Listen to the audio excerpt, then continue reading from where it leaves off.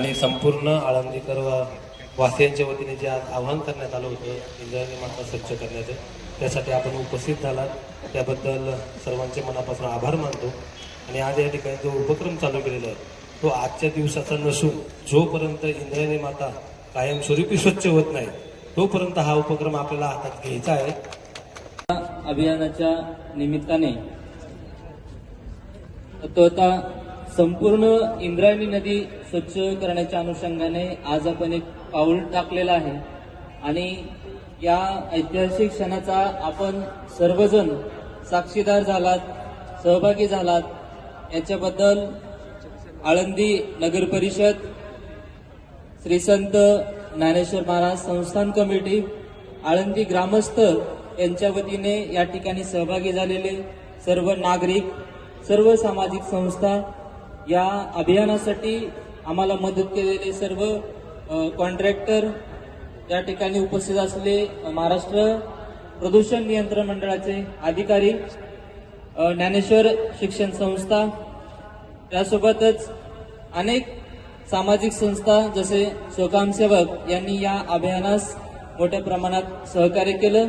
या सर्वांचे मी खूप खूप आभार मानतो आणि याच ठिकाणी आपल्याला पुढच्या महिन्याच्या एकादशीला स्वच्छता अभियानासाठी उपस्थित राहण्यासाठी निमंत्रण देतो। धन्यवाद। जनजागृती करणे हे देखील महत्वाचे आहे। येणाऱ्या काळामध्ये तुम्ही आम्ही सर्वजण आपल्या घरातली देवपूजा करतो, देवाचं काही निर्माल्य असतं ते देखील आपण नदीमध्ये टाकलं नाही पाहिजे। देवस्थानच्या माध्यमातून, नगरपालिकेच्या माध्यमातून या ठिकाणी विविध सुविधा त्या ठिकाणी करण्यात येतील। त्या ठिकाणी कलश उभारले जातील, निर्माल्य आपलं त्या कलशमध्ये टाकले गेलं पाहिजे।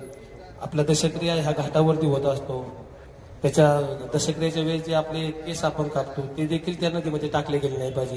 ही सर्व दक्षता तुम्ही आम्ही स्वतःने घेतली पाहिजे। जशी आता देवस्थानच्या माध्यमातून आज 3री आरती असणार आहे संध्याकाळची, सकाळची स्वच्छता करायची, संध्याकाळची आरती करायची। हा उपक्रम आपल्याला दर महिन्याला हा उपक्रम आपल्याला सातत्याने ठेवायचा आहे।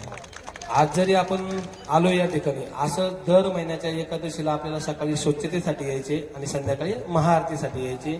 ही संकल्पना आपली सातत्याने ठेवायची।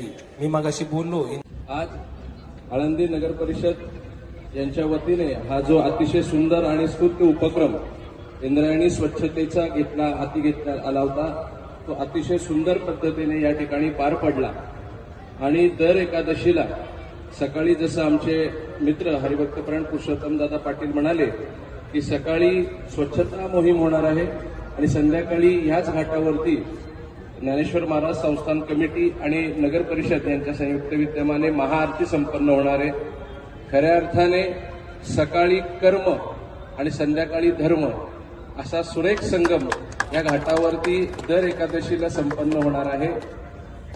ही जी पुण्यसलीला नदी आहे इंद्रायणी नदी, या ठिकाणी अनेक मोठे आणि आध्यात्मिक संदर्भ सापडतात, पौराणिक संदर्भ सापडतात। ही नदी पोषित तिरीचे पादप समुद्रा जाई आप गंगेचे जैसे असं माऊली म्हणतात।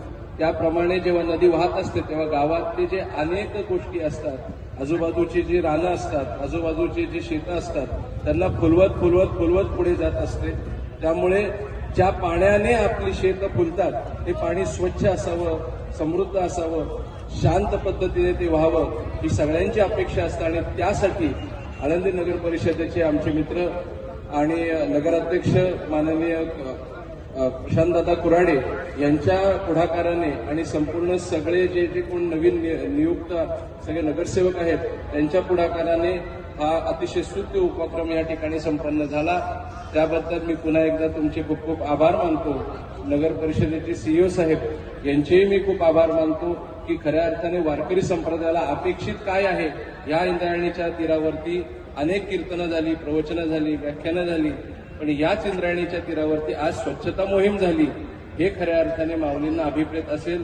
ह्या दृष्टिकोनातून आपण खूप सुंदर पद्धतीने काम करत आहात। या संपूर्ण कामाला मी मागेही म्हटलं होतं की ज्ञानेश्वर महाराज संस्थान कमिटी यांच्या वतीने जे जे काही सहकार्य अपेक्षित असेल ते सहकार्य करण्यासाठी आम्ही प्रवृत्त आहोत, आम्ही वचनबद्ध आहोत आणि ते सहकार्य आम्ही वेळोवेळी आपणास देत राहू.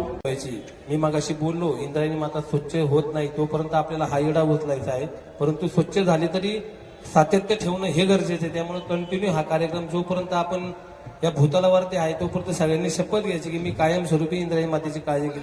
जसं माऊलीच्या दर्शनात तुम्ही आम्ही सगळे रोज जाता समाधी डोकं टेकावता, ते डोकं टेकल्यानंतर खाली आहे तर काय तुम्हाला एक जरी बाटली दिसली किंवा एक जरी प्लॅस्टिकची पिशवी एक वेळ दर्शनाला नाही गेलं तर त्याला इथं स्वच्छतेला या, माऊली तुमच्यावरती खुश होतील. त्याच्यामुळे सर्वांना विनंती राहील आणि विशेष करून शोकाम सेवेचे घटक माऊलींची सेवा करतात. अध्यक्ष तापकीर साहेब असतील तर त्यांना माझी विनंती राहील की जशी माऊलींची सेवा चालू आहे तशी इंद्रायणी मातेची त्या ठिकाणी सेवा चालू ठेवा. आणि आपण सर्वजण या ठिकाणी आलात, ह्या उपक्रमामध्ये सहभागी झालात, त्या सर्वांचे मी मनापासून आभारी आहे. रामकृष्ण हरी.